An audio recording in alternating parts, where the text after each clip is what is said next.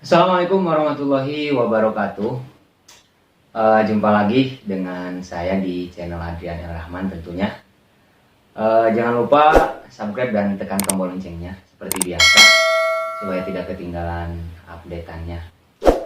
Oke, teman-teman semua, pada malam hari ini saya kedatangan tamu istimewa. Beliau adalah teman sekaligus guru, pangersa kasepuhan sih, pangersa kasepuhan dari Pondok Pesantren Al Mubarok Awi Pari. Pesantren Al Mubarok ini adalah pesantren takhusus Al-Quran ya, yang banyak melahirkan kori-kori nasional dan kori-kori internasional.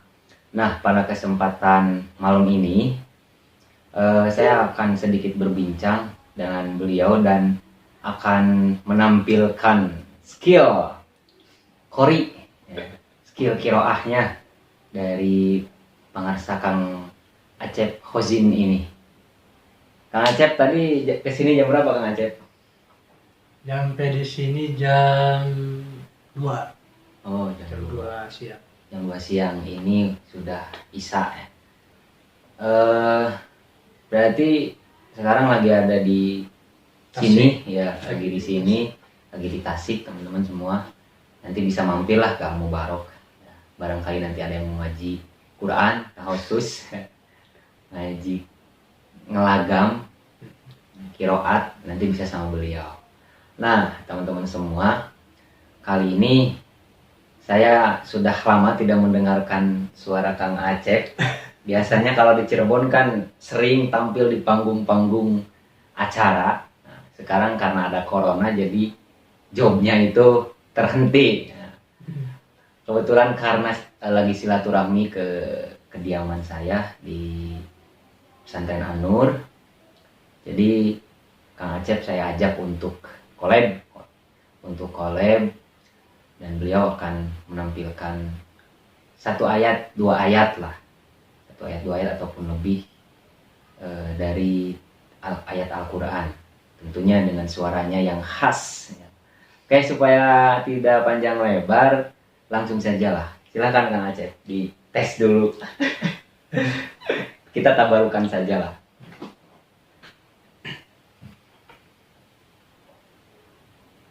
A'udzu billahi minasy syaithanir rajim. Allah.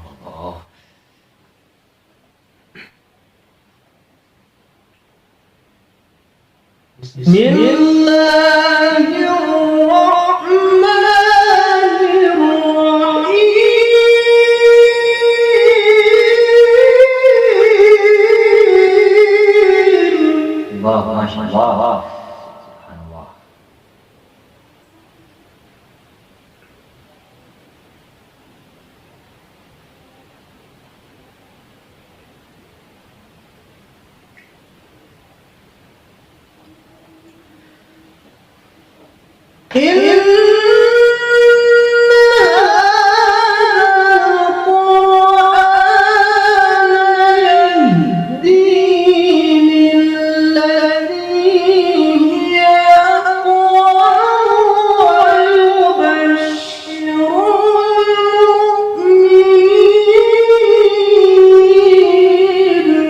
Allahu Akbar. Masyaallah.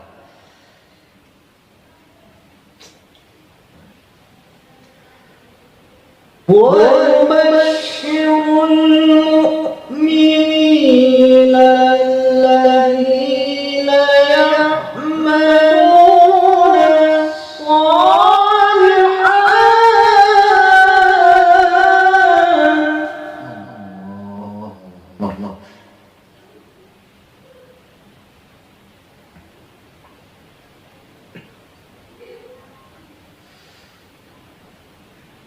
وَيُبَشِّرُ الْمُؤْمِنِينَ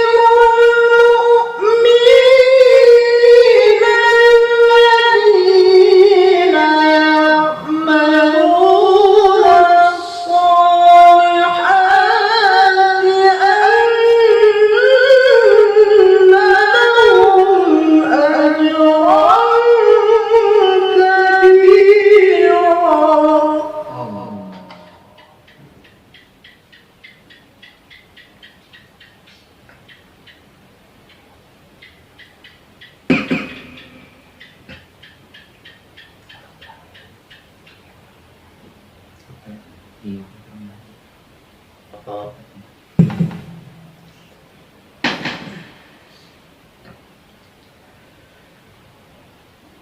ويبشر المؤمنين الذين يعملون الصالحات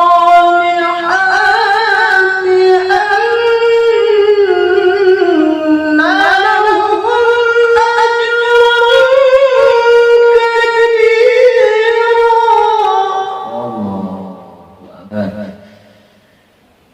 Jangan.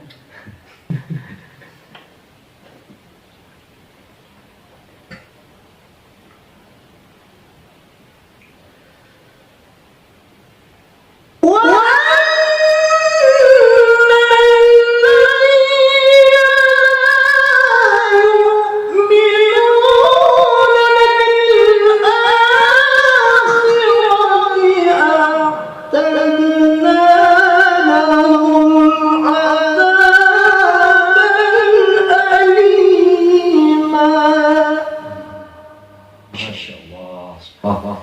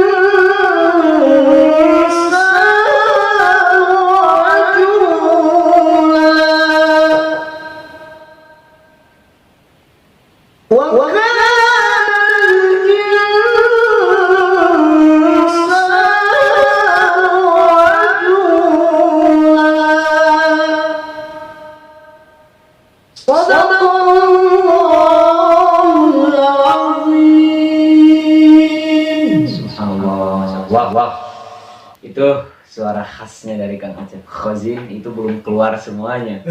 Nada tingginya belum keluar. Itu tadi ayat surat Al-Quran, surat Al-Isra, surat Al-Isra ayat 7 ya.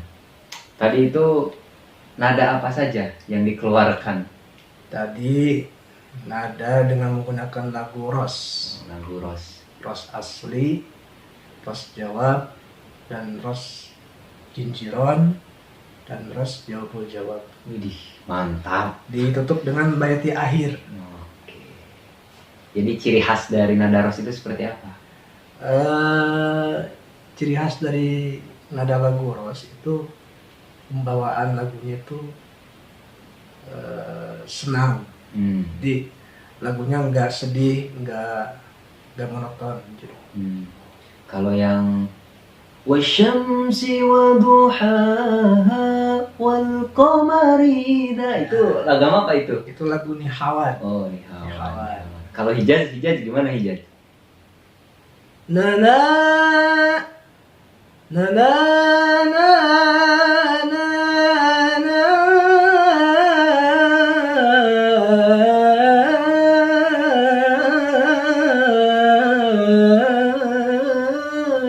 Allah. Itu Hijaz. Itu. Kalau Bayati gimana Bayati biasanya? Kalau Bayati kan banyak tingkatannya ya. Ada 7 kalau tidak salah. Iya. Malahan kata bapak saya, Bayati itu ada 11 tingkatan malahan. Jadi bukan hanya 7, ada 11. Yang biasa dipakai itu Bayati akhir. Kalau dalam perlombaan, karena mungkin kalau misalkan di bawah semua kan memakan waktu yang banyak. Iya. Jadi ada Bayati Koror yang pertama, yang kedua Bayati Nawa, yang ketiga Bayati Kusa ini, yang keempat bayati jawab, yang kelima bayati jawab. Biasanya kalau dalam perlombaan itu minimal 4 tingkatan, tingkatan nada. Tapi biasanya nih di ajang-ajang event musabaqah qiraatul Quran, MQ, musabaqah tilawatil Quran, Ya, MTQ ya, bukan MQK. Itu biasa di perlombaan itu biasanya kebanyakan biasanya pakai nada apa? Kebanyakan. Kalau kebanyakan dalam MTQ, kalau yang pertama itu kan wajib lagu bayati. Ya. Lagu yang pertama.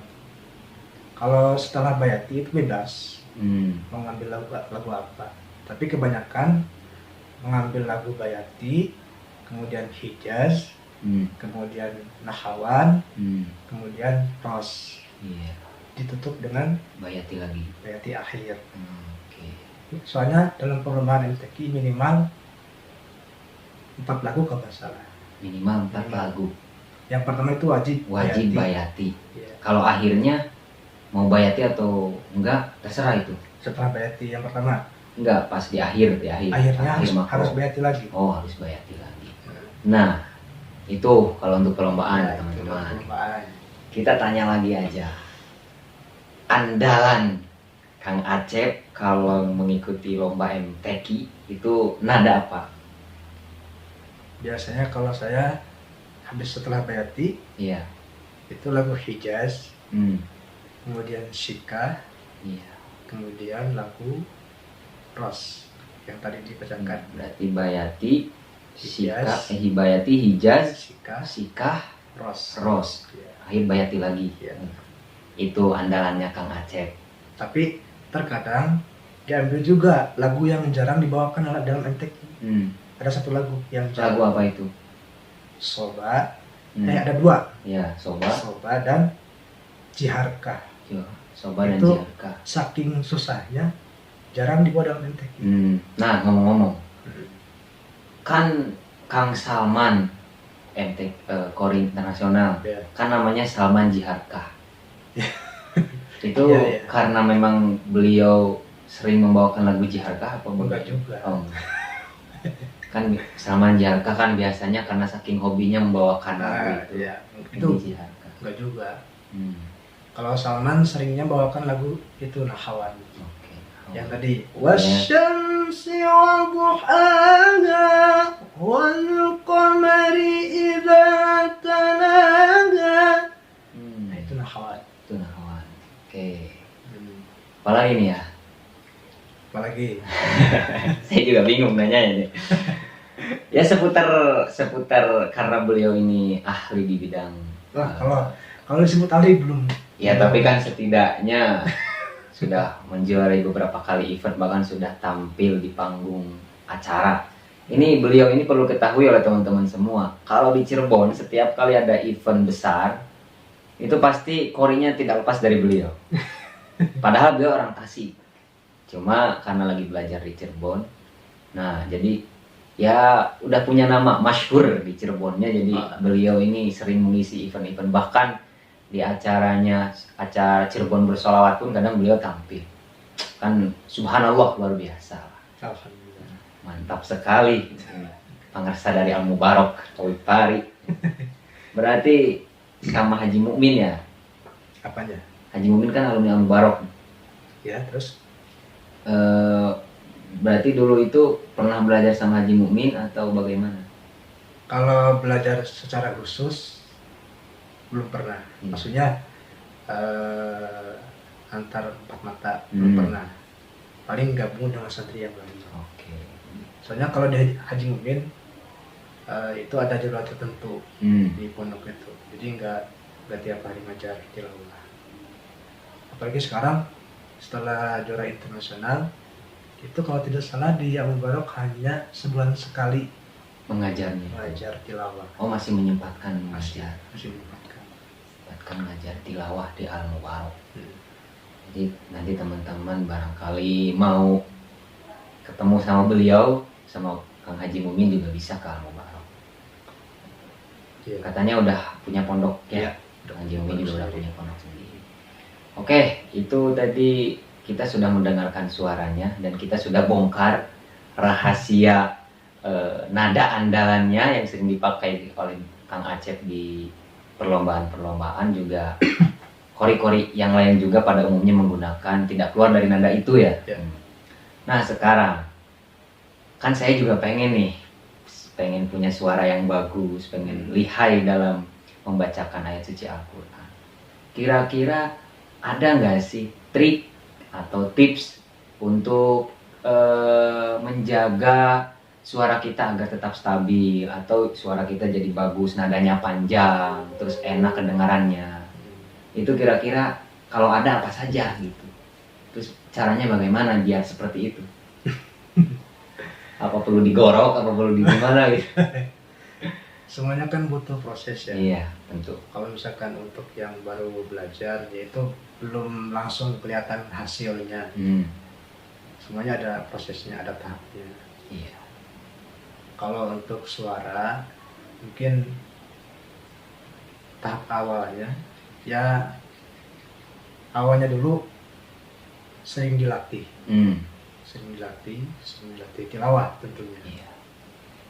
Dan juga bisa memakai murattal dengan bukan tilawah tapi murattal. Iya. Kalau misalkan sudah kelihatan suaranya ada bakat dalam tilawah, teruskan latihan lagi. Nah, syariatnya untuk misalkan suara bagus, yang pertama mungkin bisa digurah. Digurah itu namanya apa ya? Digurah, dikeluarin lendir, Nah, keluarin kotoran. jadi dibersihkan tenggorokannya. Oke. Kalau yang awal mungkin itu kata bapak saya, kalau digurah itu lebih bagus ketika masih kanak-kanak. Oh iya. SD nih. Setelah lulus SD, bagus kalau misalkan masih kecil Digurah. Bagus itu. Selain itu, kira-kira ada lagi? Biar panjang napas nih. Nah, kalau panjang napas, cuma satu triknya itu, latihan. Kalau misalkan kan suara kan digurah. Iya. Kalau buat napas itu nggak ada obatnya. Nggak ada obat. Nggak ada obatnya. Kalau misalkan pengen napas panjang, obat pakai apa gitu, nggak pakai apa, nggak bisa. Cuma satu triknya itu, latihan. Latihan tuh. Misalkan begini, Asmaul Husna ada berapa? 99. 99. Latihan nih, memakai tilawah dari asma Allah yang pertama, kita napasnya kuat sampai asma Allah yang ke-10. Nah, terus diulang-ulang, udah kokoh nih. Iya. Napasnya kuat sampai 10 asma husna. Naikin lagi. Tambah lagi. Kita coba lagi membaca asma husna dengan tilawah sampai 12 atau 13. Gimana, kuat enggak?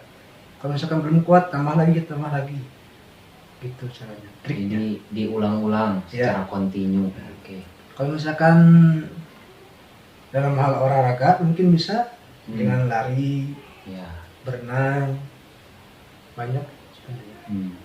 Tapi kan katanya ada yang pakai napas buatan tuh. Kayak gimana tuh? Saya pernah dengar katanya pengen panjang napas, ada yang memang pakai napas buatan, katanya dari sini nggak tahu kodam atau apalah gitu, yang semacam begituan katanya. Iya. Itu bagaimana Kat? Pandangannya lah. Kalau yang kayak gitu bisa jadi ada. Iya. Cuma ya jangan ke situ dulu lah. Jangan ke situ dulu. Sekarang kita mah ini aja fokus ke latihan. Kalau misalkan setelah latihan udah kelihatan nih napasnya kita panjang, ternyata masih kurang, ya boleh tambah yang kayak gitu. Boleh katanya tuh, boleh. Oke. Berarti tadi ada sekitar berapa tips nih? Satu, Kalau buat suara, ya, buat suara itu digurah, panjang napasnya dilatih terus, olahraga juga ya. Olahraga juga, bukan olahraga tangan ya. Olahraga juga. Terus selain itu memang pada intinya adalah latihan. latihan yang secara kontinu terus menerus. Nah, Meskipun kita udah juara misalkan ya iya. nasional atau internasional, kita nggak boleh melepaskan yang namanya latihan. Oh, Harus itu latihan itu tetap harus dilaksanakan ya secara kontinu, dijaga keistiqomahannya. Oke, itu dia tips dan trik supaya suara bagus dan napas panjang. Satu lagi lah, saya mau pengen bertanya sebelum Kang Acep pamit pulang. Sebenarnya masih pengen di sini. Oh begitu. Padahal nginep saja di sini kok. Cuman besoknya mau ke Cirebon lagi. Oke, begitu. Siap. Satu lagi lah, saya mau nanya. Satu atau dua lagi lah. Iya boleh. Perihal pengalaman di Musabako. Iya. Musabako Tilawatil Quran tentunya ya. Itu bisa nggak sih diceritakan pengalaman awal mengikuti MTQ sampai memang sekarang sudah lihai suaranya, sudah bagus, bahkan sudah menjuarai beberapa kali event nasional ya. Provinsi. Kalau nasional itu MTQ mahasiswa. Oh, MTQ mahasiswa. Iya. Itu juga nggak juara 1. Nah, ya, tapi kan setidaknya lah disebut Kori Nasional Mahasiswa kan lumayan punya nama ya. Nah, berangkat dari pengalaman MTQ sampai sekarang bisa lihai seperti ini, saya pengen belajar dari pengalaman Kang Acep lah, yang memang sudah terjun langsung di MTQ dari kecil ya tentunya. Bisa diceritakan, dibagi pengalamannya mungkin? Dulu pas pertama kali nyoba tampil ya, Iya, itu di rumah di rumah di pondok. yang Barok ya. Ya, itu masih SD. Lupa kelas berapa ya? Kalau tidak salah kelas 5. Itu saya memberanikan diri tampil di depan santri-santri. Saya bilang ke bapak saya, Pak pengen tampil musabaqah di pondok. So boleh, bagus. Itu saya pakai sarung. Iya. Itu biar supaya enggak merosot, pakai sabuk. Oh. Saking belum pernah pakai sarungnya. Gitu. Oke. Bukan maksudnya belum pernah pakai sarung, maksudnya belum bisa pageh. Bahasa Sundanya itu apa? Bahasa Indonesianya? Bahasa Indonesianya itu kuat. Belum bisa kuat. Jadi itu suka merosot sarungnya. Sama bapak saya pakai sabuk. Tampil saya di pondok malam Kamis, itu kegiatan MTQ di pondok. Wah, itu loh. Disorak-sorakin sama santri. Widih, udah kayak artis. Tapi ceket nggak suaranya? Dulu masih lantang gitu. Ya namanya malam suara anak Iya. kecil gitu ya. Masih lantang, masih bersih lah gitu. Ya napasnya masih pendek-pendek. Itu pengalaman pertama kali tampil di depan orang-orang itu di pondok. Kalau untuk tampil di depan umumnya dalam perlombaan MTQ itu pertama kali ikut di tingkat kelurahan di rumah kelurahan Alpari. Juara. Alhamdulillah juara. Widih, mantap. Masuk lagi ke tingkat kecamatan, juara kedua. Kemudian ada kabar ternyata yang juara pertama itu ikut lagi di kabupaten. Kemudian juara juga, juara pertama. Kemudian dia diskualifikasi. Oke. Untuk tingkat kotanya ya ambil juara yang kedua. Saya masuk ke kota. Alhamdulillah. Di kotanya juara?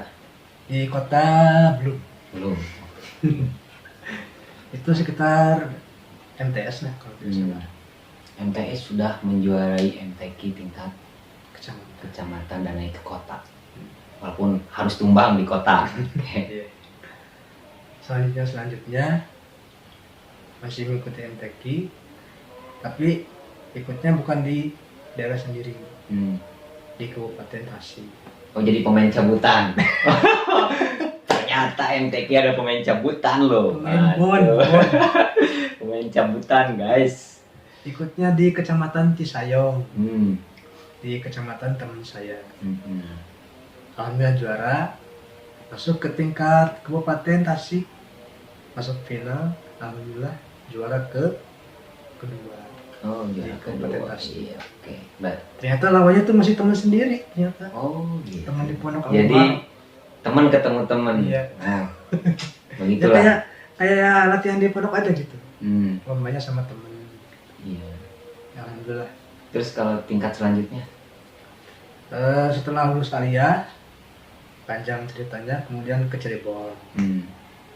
Cirebon alhamdulillah terpakai untuk ikut MTQ dari mulai kelurahan, kecamatan sampai ke kota. Alhamdulillah di kota itu udah kalau tidak salah 6 kali juara. Wih, menguasai 6 kali juara MTQ di kota Cirebon. Alhamdulillah.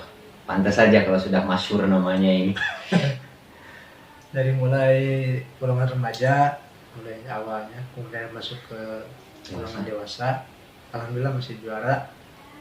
Sampai dulu pernah ada cerita begini, Gimana itu? pas tingkat kecamatan, kelurahan, pertama kali ikut MTQ di kelurahan di Cirebon kota, kan tidak boleh orang luar, Iya. harus murni orang Mm-mm. Cirebon kota. Saya sempat mau bikin KTP Cirebon, Aduh. mau pindah ke pendudukan, Iya, iya. jadi orang Cirebon. Kata bapak saya, udah sok bikin KTP Cirebon, katanya. Saya ngurus berkas-berkasnya ke dinas kependudukan Tasik kota, Mm-mm. perpindahan udah selesai, berkas dibawa ke Cirebon, dikasihkan ke pihak kecamatan, ternyata ditolak. Hmm. Loh, kenapa ditolak? Ternyata nama saya tuh belum dihapus di data kota Tasikmalaya. Oh. Ya, tidak jadi orang Cirebonnya. Oke. Kalau dalam MTQ itu ya emang nggak boleh sih orang luar. Cuman kalau misalkan orang situnya udah membolehkan ya ikut aja. Hmm. Ya pada intinya ternyata lomba MTQ juga banyak pemain cabutannya. Aduh, saya baru tahu ini dalamannya dari beliau yang sudah berpengalaman, ternyata ada pemain cabutan dalam MTQ. Nah, setelah MTQ kota masuk ke MTQ provinsi, Iya, provinsi Jawa Barat, Itu mewakili mana? kota Cirebon. Oh, mewakili Cirebon. Kalau misalkan untuk mewakili kota Tasik saya belum pernah. Dari ya ikut MTQ provinsi Hmm. belum pernah dari kota Tasikmalaya. Iya. Soalnya ya lawannya tuh guru sendiri. Oh. Gitu. Tapi waktu di provinsi itu ketemu lagi nggak sama teman-teman dari Alubaro? Ketemu banyak. Iya. Ya begitulah. Dianya mewakili dari daerah orang lain sama juga. Akhirnya bukan mewakili domisili daerahnya sendiri. Tapi jadi pemain cabutan dari daerah lain. Akhirnya pada ketemu lagi. Oke, menarik ini. Pertama kali ikut MTQ provinsi di daerah kalau tidak salah Sukabumi. Mm-mm. Sukabumi pertama kali kalah tentunya. Gak apa-apa. Yang kedua kali di Tasik. Ya. Yang ketiga kali di kalau tidak salah di Bandung. Itu masih sama mewakili kota Cirebon. Masih sama. 3 kali mewakili kota Cirebon ke MTQ provinsi, semuanya gagal. Nah, itu kalau untuk mewakili kampusnya bagaimana? Untuk mewakili kampus alhamdulillah ya dari kampus juga sama, ada tahap awal seleksinya dari bawah. Kemudian ikut seleksi, alhamdulillah lolos, langsung masuk ke tingkat nasional. Yang namanya MTQ, bukan MTQ, namanya itu pionir. Oh, pionir ya. Itu terdiri dari beberapa cabang. Ya macam-macam lah. Saya ikut MTQ-nya. Berapa kali mengikuti ajang pionir? Pionir itu 2 kali. 2 kali. Dari 2 kali itu dua-duanya gimana? Kalau pionir satu kali. Yang satu lagi? Beda namanya, tetap MTQ, tapi MTQ mahasiswa. Iya. Di UIN Bandung. Dapat nggak? Juara keempat. Kalau yang pionirnya? Nggak dapat sama sekali. Oh, nggak dapat sama sekali. Ya pengalaman lah intinya. Mantap. Saya pernah diberitahu sama bapak saya. Bapak saya tuh alhamdulillah temannya kori terkenal dari Indonesia, Ustadz Kiai Haji Muhammad Zeta. Waduh, masya Allah. Alhamdulillah teman seperjuangan dengan bapak saya. Katanya tuh Muammar itu kalau bisa dibilang hampir ratusan kali ikut MTQ. Iya. Dari mulai bawah kalah terus. Provinsi kalah lagi, ikut lagi, provinsi kalah lagi, ikut lagi. Nasional sama udah beberapa kali kalah terus. Kalau kata Mas itu bilangnya sampai Dewan Hakim tuh bosen sama saya, ikut mulut ini lagi. Oke. Dewan Hakim itu pasti nanti bakal menjuarakan pertama kita, bakal menjuarakan gitu. Jadi juara pertama bakal itu. Lamar tuh gitu. Sering ikut MTQ kalah terus. Nanti juga akhirnya dapat juara pertama. Sampai jadi kor internasional. Jadi kor internasional. Oke. Jadi kita mah masih kalau dibilang tuh ecek-ecek gitulah. Masih kalah baru pertama kali nyoba 6 kali gitu. Itu masih ecek-ecek gitulah. Tapi setidaknya sudah punya pengalaman. Oke. Alhamdulillah.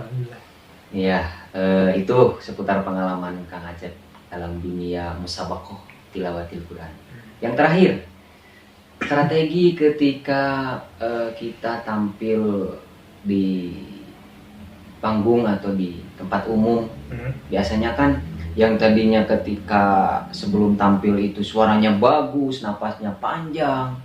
Tiba-tiba ketika tampil di depan orang mah kadang suaranya ceket lah, napasnya jadi pendek lah, nadanya jadi gak jelas. Nah, strateginya bagaimana? Kalau misalkan dalam acara MTQ, Iya.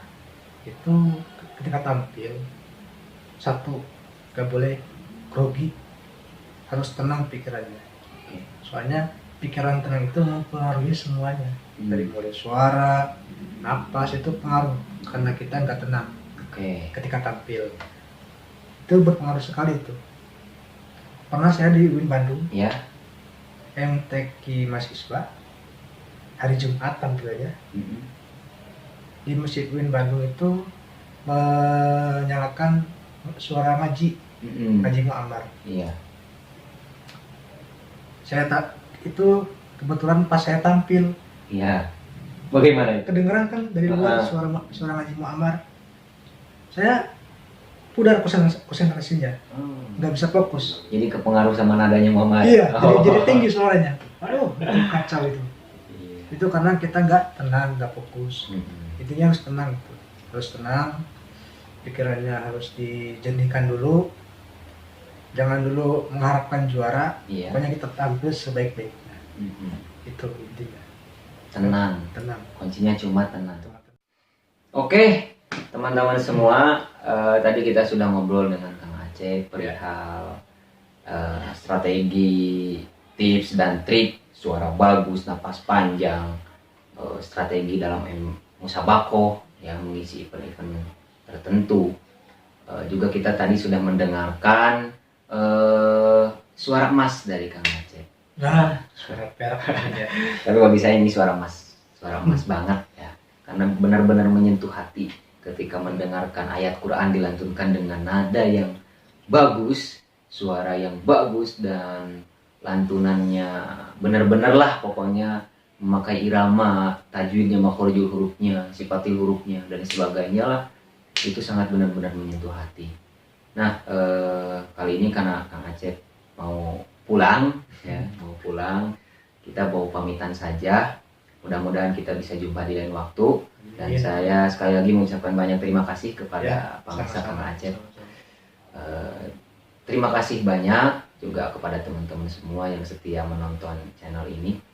Pokoknya jangan lupa like, komen, dan share sebanyak-banyaknya. Mudah-mudahan jadi amal jadi untuk teman-teman semua. Ada yang ketinggalan? Subscribe. Oh iya, subscribe-nya jangan lupa juga teman-teman ya. Dan tombol loncengnya juga tolong dinyalakan. Oke, segitu saja. Apa nama channelnya? Adrian El Rahman. Iya. Kalau like, comment, and share. Mudah-mudahan bermanfaat teman-teman semua. Assalamualaikum warahmatullahi wabarakatuh.